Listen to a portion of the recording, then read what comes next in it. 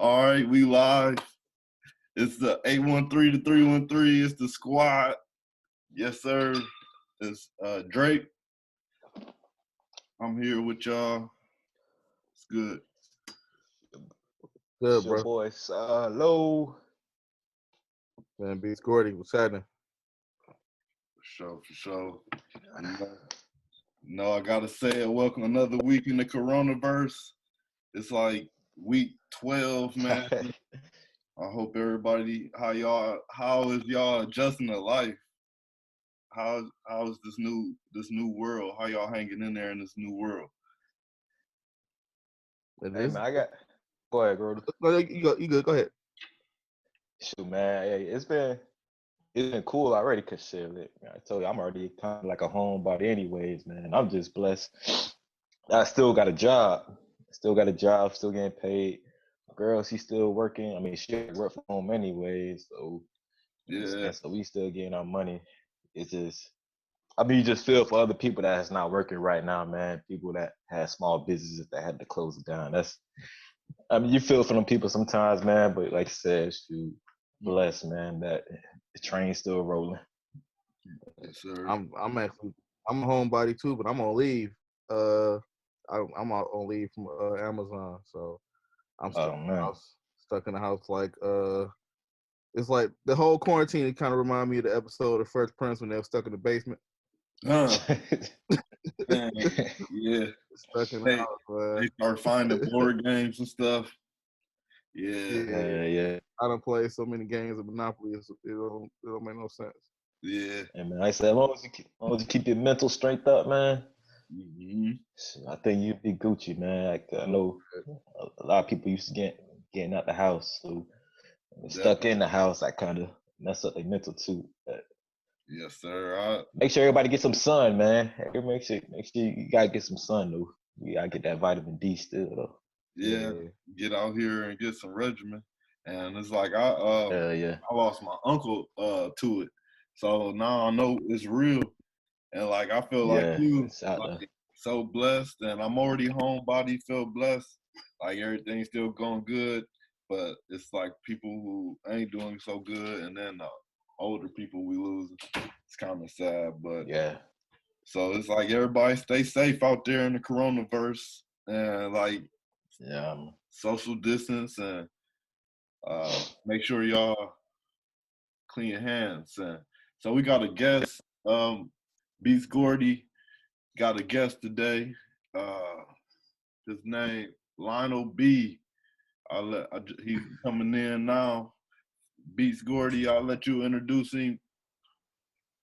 Yeah, this is brother. I've actually been on this content, seen a lot of good videos, and we actually Facebook friends. So reached out to him, and luckily we got a chance to get to him right before the show, and just wanted to welcome him to 808 and Drake's, my man Lionel B. What's happening, Lionel? Yo, what up with y'all, man? Hey, nice to meet you, brother. Good nice to meet y'all too, man. Nice to meet y'all too. Yes, sir. Good to have you on, Bob. What's that? I said it's good to have you on. Oh man, appreciate it, man. Appreciate y'all having me, bro. Yeah, I guess I'll spearhead this. Well, with some of the topics that you talked about this week, before we get to those, tell us a little bit about yourself and your platform. Well, pretty much, man, I've been doing YouTube for probably like the past year and a half. And it was pretty much something I wanted to try out. And, I tried different things on YouTube, but, I found like the celebrity blogging lane, and, people kind of took to it. And initially, it was kind of bumpy, just like anything else, man. You start a YouTube channel, you ain't going to instantly see results. So, but when I did, just really dedicate to just going hard, man, that's when, the channel really blew up. That's what's up. Yeah. Yes, sir. The lady that give a lot of inspiration for me was that lady, Miss B, the lady who eat all the shrimp and the lobster tail spread. It's like a crazy thing, though. SNR videos, but she said she went from like 200 views to like now she a millionaire. She said she had to get dedicated, make like 2-3 videos a day, and that's when she started to see big change. So that is like you said, touched on dedication. That does do a lot. Oh yeah, man. Like, you know what I'm saying? The harder you go, because I mean, it's not gonna be instant, you know, but even when you get there, you still gotta keep grinding. I pretty much gained, you know, $300 something subscribers in about a year. Okay. And I made six figures twice. I ain't made $1 million yet, but I made figures twice on there. So That's I show you, man. Some of y'all out there that want to start YouTube, man, it don't matter how many people doing it. You know, find you a lane. Find you a lane that you enjoy and rock with it and stay consistent though. Yeah. What kept you going, man? When you said, you know, start off kind of slow. You know what I'm saying, what kind of kept going from? Because you know we see like Ant was man, old girl, she just eating shrimp. So you like, damn man, like busting out subscribers like that just for eating food, like and then you be like, you put so much into it, right. that it don't really pop like that. But what kind of kept you going with it though? Really seeing the engagement and the interaction. I'm gonna tell y'all a funny story, man. Like, I remember I was working a regular job, and you know, I had just recently lost my job, and I'm like, damn, how am I gonna, you know, like I'm putting in applications and you know resumes to everybody. Y'all know how that go. So I'm just looking around everywhere, man. Like, man, I got to make some money. So I actually went into my YouTube account, and this inspired me really, man, to go hard, bro. I had $38 in the account, and I know that that's nothing. $38. That's, I mean, we make more than that off it. You know what I'm saying? But it still inspired me because I'm like, dang, I ain't even been doing this. And look, there's money in there. I still want enough to cash out on it, but it still inspired me to be like, damn, okay, well, if I didn't do nothing for all this time, let me hop on here and try something and you know see what pops. And before you know it, man, like my first viral video, I was like, damn, you know, like when I got the first check, I'm like, whoa, like that's crazy. Yeah, so that inspired me too to go harder. I'm like, well, damn, if I could do that too. Like, you can't see it. I'm the same way right now. I got $52 in my Google Ads account that I can't get out because I gotta hit that 100. They got 52.59 still, right? You gotta hit that threshold on there. So I know exactly what you mean. But that inspires you though, right? Because you had them 52 and you want to get that 100, you know, and that's really all I want. I was like, damn, I'm just doing it right now. It was like, you know, and that turned into. I'm like, when I get this 100, I'm framing it. There you go. The 100 I made from this. So it's like, exactly. It's like it's one thing when we all must love this, but when you get that first dollar doing something you love, I'm starting like, am I gonna quit this day job? It's a crossroads. Pretty soon, man. Y'all keep going, man. You ain't gonna have to have no day job, bro. You know what I'm saying? This would be your day job. Sure. And you'll pretty much be chilling around all day, like, dang, I don't got nothing else to do today. I done made the bag already. So then at that point, you can invest into other businesses and other projects. Keep yourself going and all that. Right. So what were some of your earlier influences? I know with Drape, one of his biggest influences was Stuart Scott from ESPN. One of my influences too, I remember getting up in the morning watching ESPN and MTV Jams every morning. You know what I mean? So what was one of your biggest influences? In terms of like YouTube or? In terms of just being in journalism, period. Influence. I mean, pretty much like a lot of popular radio broadcasters and stuff like that. I honestly didn't really think that was my lane, man. I actually come from a background of like music editing and, you know, shooting music videos and stuff like that. So that's why if you watch my content, you'll see it's not regular celebrity news. Like I be having all kind of graphics and stuff on there just to make people interested. You know, I'll put music behind it, but also, of course, I'll give props to DJ Academic. He's really like the first person I used to kind of watch that, you know, that I was like, okay, well, and he, you know, he was pretty much on with everything he was saying. I might throw a name that you might not remember, even Gregory, the jewelry man. The jewelry man. He did videos just like DJ Academic on YouTube when YouTube came out. Oh wow! And so he don't do it no more. What's his? It's like only one of his videos that's still up, but he did the same type of videos. If you look up, type in jewelry man, even Gregory. I'm gonna check him out. That name sound familiar. Ben EBEN. EB.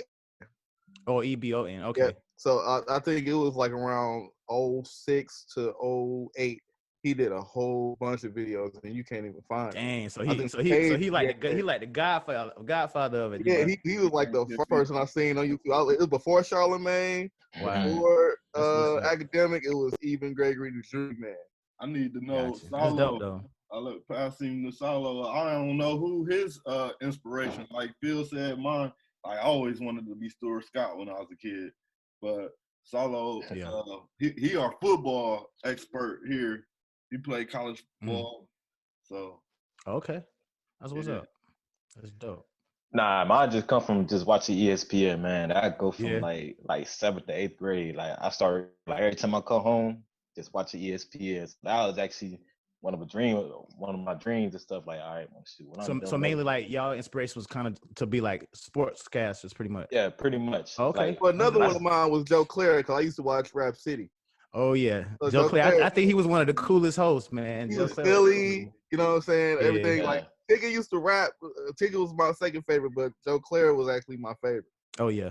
Right now, that's the two. I think that's the two most known, unless you talk, unless you take it way back. But yeah, I think, like you said, Joe Clair, man, and who's the other guy? You said, oh, Big Tigger. Big Tigger, yeah. Big Tigger, yeah, he was definitely dope. They was always going out having fun, man. So I'm like, damn, that's. Yeah, they kind of young. I can't say Donnie Simpson because they kind of young. Yeah, that's Video Soul days back in the day.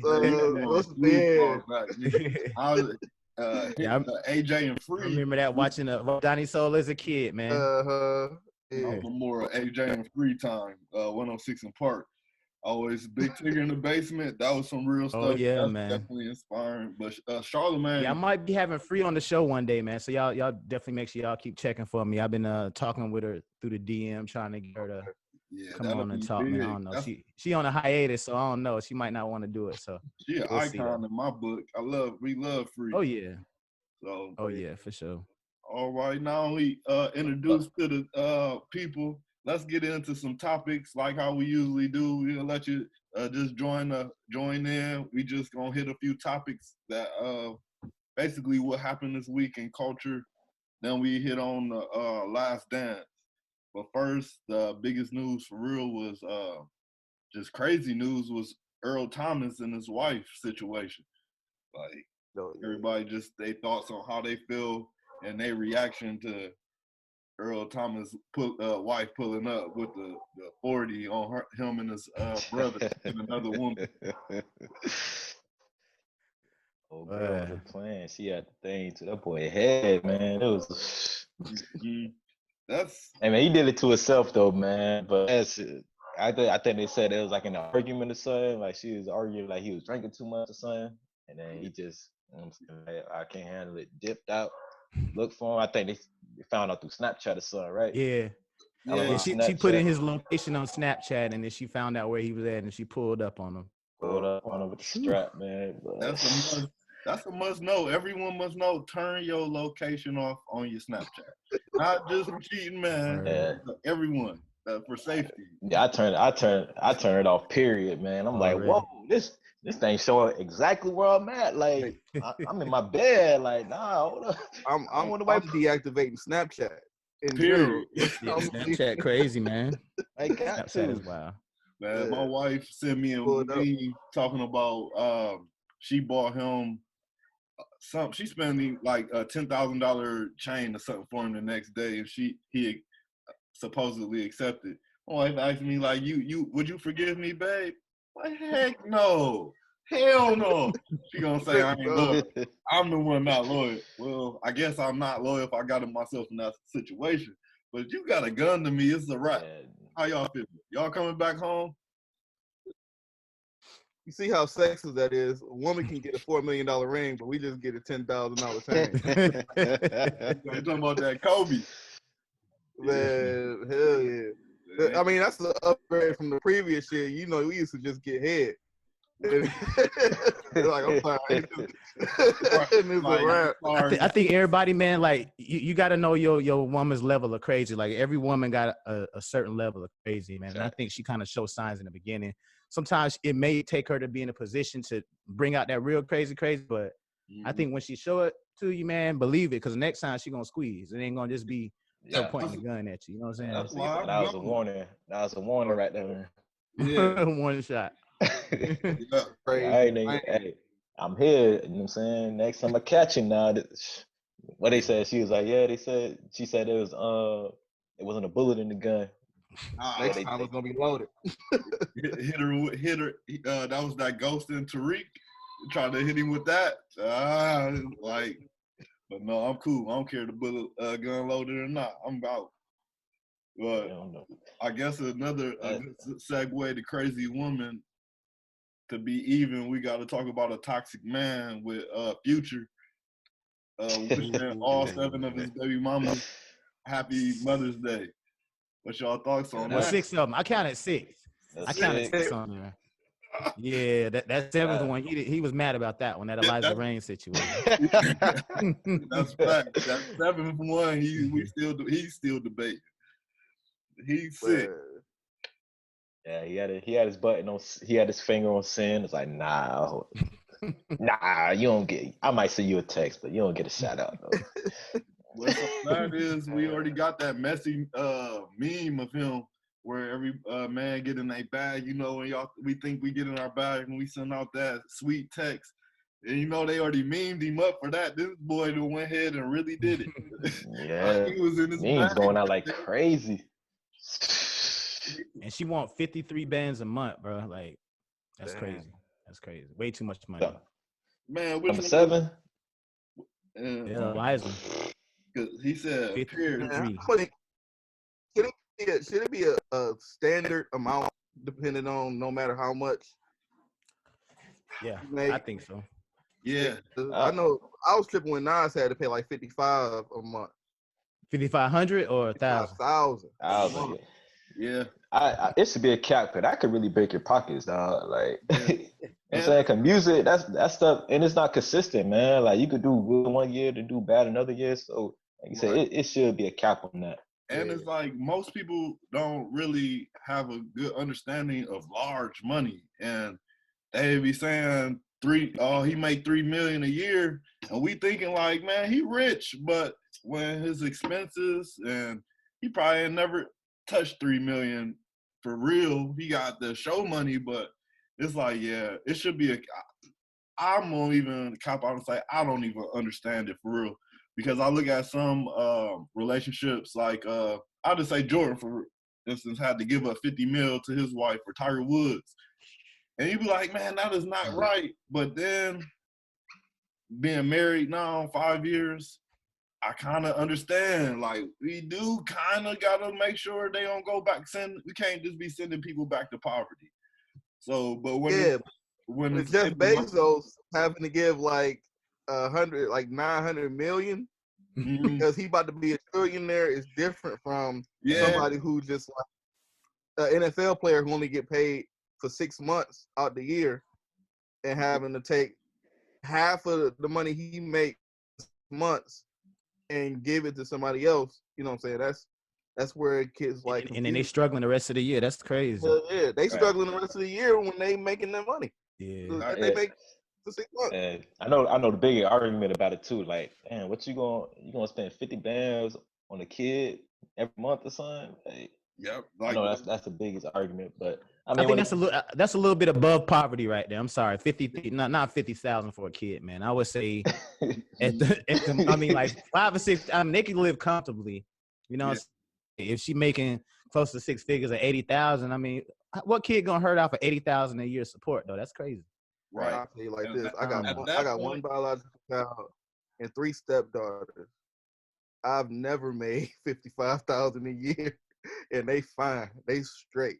Right. You know what I'm saying? Well, I'm like, I mean, if my income change, I'm gonna provide, and I'm gonna probably do a little more, but it's not a necessity. You know what I'm saying? Right. Most of the stuff gonna be like just frivolous if I make more money.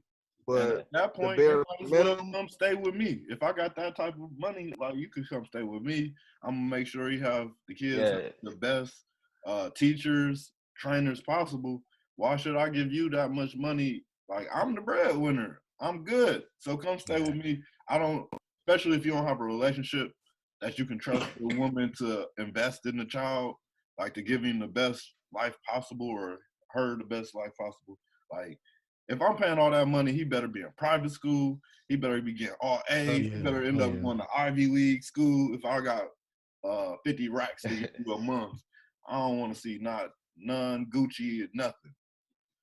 Yeah, I think D Wade was every single dad hero. Every single dad that had to pay child support.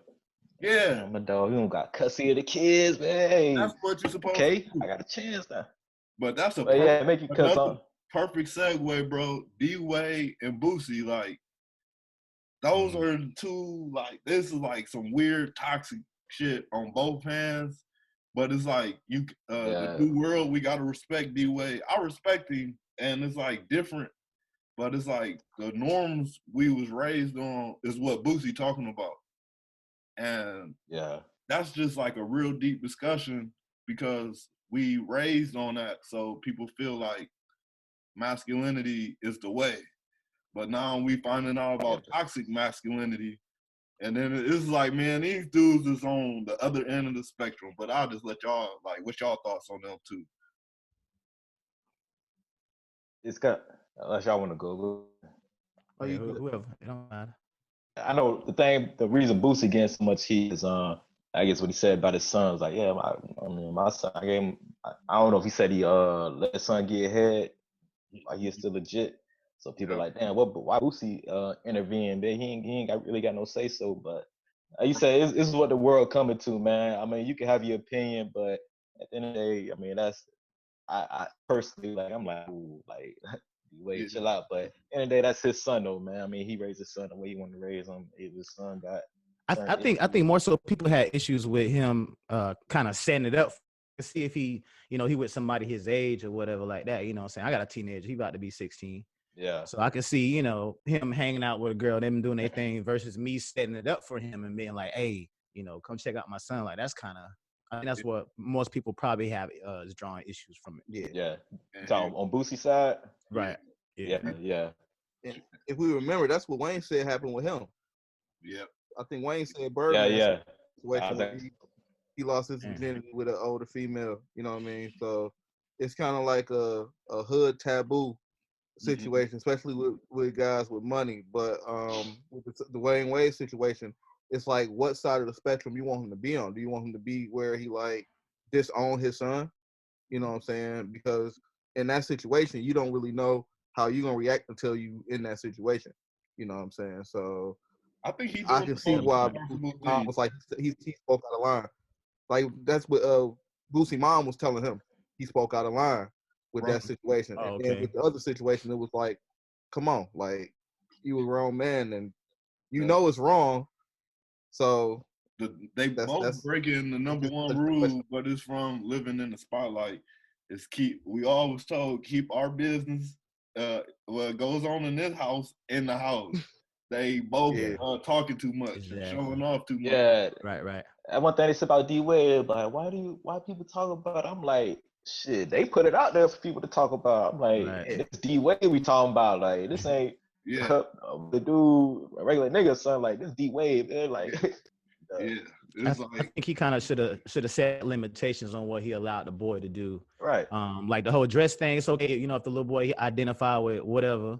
But I mean, him wearing a dress and parading around and man, come on. Yeah, he went to the Pride Parade too. Out of Miami. Come on, man. So he ain't even know that. I ain't know that. Gabrielle Union took him down there, but that might come into it too, man. I mean, they talk about. Y'all know Gabrielle look crazy as I don't know what, man. I'm sorry, she a firecracker. I'll put it like that. She passionate about what she believes. And you can tell she an influence. You can see she a big influence. But I keep thinking about that interview talking about doing rim jobs. Yeah, like what they said. She only can, bro. And the messed up thing is the one thing that popped in my head when I saw that interview was the part on Love and Basketball when she said she wanted to lick the sweat off his butt. That's a wild ass. I was like, oh shit. I was her speaking for real, man. It's like, hold on, that's off script now. Wait a minute, ad-lib. Yeah. Before we get canceled, I know we gonna get canceled before we get started. Let's save our careers and here talk about we got the last two things we had, and then this is a good edit point, but Zoom hit me with the 10-minute mark. They might cancel and we could just start it over. They say remaining 6 minutes and 35 seconds. So I was gonna ask you. I got to slide in the next like 2 minutes anyway. I just had company come in from Cali, so I gotta Gotta holler at y'all. But okay. All right, I appreciate you, Dave, is there any no problem, bro, that you touched on this week that you wanted to touch on right quick? Oh man, Jay-Z's alleged first daughter, man. You know what I'm saying? That's a really big thing going on the internet right now. There's a lot of receipts, a lot of proof out there. Actually, I have an interview with her aunt tomorrow, which is the sister of the lady that Jay-Z impregnated. So she's gonna drop more receipts. So y'all tune in, man, and check that out. Well, it's gonna be crazy, man. And also D Haven, I got something going on with D Haven tomorrow as well. So, and y'all know that's Jay-Z's right hand, well, former right hand man. Okay. So y'all check him out, and he got a project out called Marcy Made that gives the backstory between him and Jay-Z. It's definitely worth checking out. Okay, shout out your no problem, man. Shout out your socials before you leave. Oh man, y'all check me out on the Lionel B Show, man. The same thing on Facebook, Twitter, all of that, man. Y'all check me out. Y'all lock in with your boy. Shout out to Barry Gordy, man. The rest of y'all, man. I love y'all, bro. Appreciate it, G. Appreciate it. All right, for sure. One. All right, guys. Y'all want me to stop it and then start a new one? Yeah, we can start a new one. And really, all we got. Man, so that was a good guest. Thanks to Beats Gordy, got a good guest in this with us. And thanks for y'all listening on YouChoice or on wherever y'all get y'all podcasts. So I had to get a head start because I know y'all probably got some shit planned for us. Man, trying. But what else we was gonna talk about? We got The Last Dance. We got Mike Tyson and Holyfeild. Yeah, that's the one. Y'all thoughts on the Holyfeild? Holyfeild 3. 30 years too late. I don't know it. 30 years too late, but I know it's certain. The whole talk came through because Mike Tyson, man, we see he back in the gym, whatever. Yeah. I mean, he back in. I think they showed a picture of him a little bit overweight. Then they had another picture of him in shape, whatever you know. Probably got abs and stuff, and him just hitting the bag and stuff, man. He moved pretty quick, but I'm saying, in my opinion, I'm like he not nearly as quick as he was when he was a teenager and 20 years old, winning the title at the youngest age ever. But I'm like, hey, he's still a bad man. Then Evander came out with a video of said people. That nigga said, if you see it, you like. he said, I'm back. That shit. That like, you back where? Like, you in the backyard, man? Like, Your back hurt, motherfucker. This nigga. Yeah. And it was like so ironic that like it was the same day they dropped the